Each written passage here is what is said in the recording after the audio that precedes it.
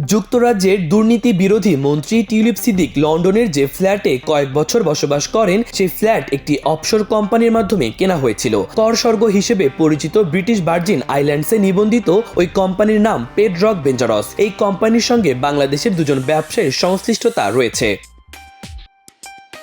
লন্ডনের happy street এলাকার ওই ফ্ল্যাটটি 2000 সালে 2,43,000 পাউন্ড দিয়ে পেডরক ভেঞ্চারস কেনে। 2016 সালে ফাঁস হওয়া পানামা পেপারস এবং international consortium of investigative journalists ICIJ সরবরাহ করা নথিতে দেখা যায় পেডরক ভেঞ্চারস কিনে নেয় হারবার্টন এস নামে একটি অফশোর কোম্পানি। এরপর বন্ধ হয়ে যায় পেডরক ভেঞ্চারস।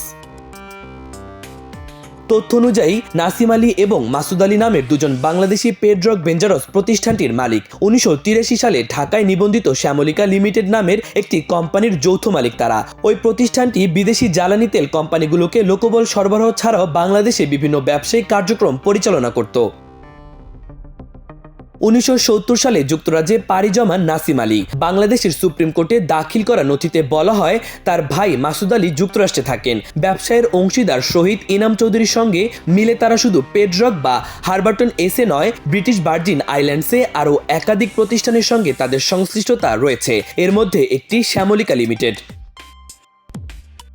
2005 সালের জানুয়ারিতে নাসিম আলী ও মাসুদ আলী হারবার্টন এসে বন্ধ করে দেন। এর 24 ঘন্টার কম সময় পরে হ্যাপি স্ট্রিটের সেই ফ্ল্যাটের মালিকানা মঈন গনি নামের এক ব্যক্তিকে উপহার হিসেবে হস্তান্তর করা হয়। মঈন গনি একজন বাংলাদেশি আইনজীবী। সে সময় তার বয়স ছিল 20 থেকে 30 বছরের মধ্যে। পরে তিনি শেখ হাসিনার সরকারের প্রতিনিধিত্ব করেছেন। শেখ হাসিনার সঙ্গে তার ছবিও আছে। আন্তর্জাতিক একটি প্যানেলে শেখ হাসিনাই তাকে ভূমিকা রাখতে বলেছিলেন উল্লেখ করে তিনি লিখেছেন, এটা তার জন্য অত্যন্ত সম্মানের বিষয়।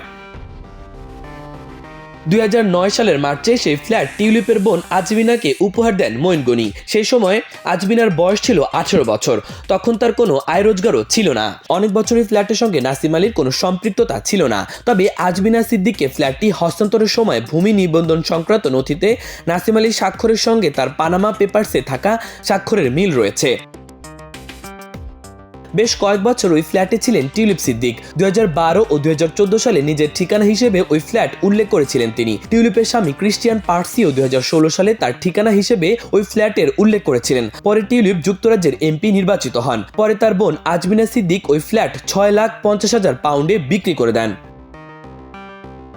মাহবুবুর রহমান ইমন, আমার দেশ।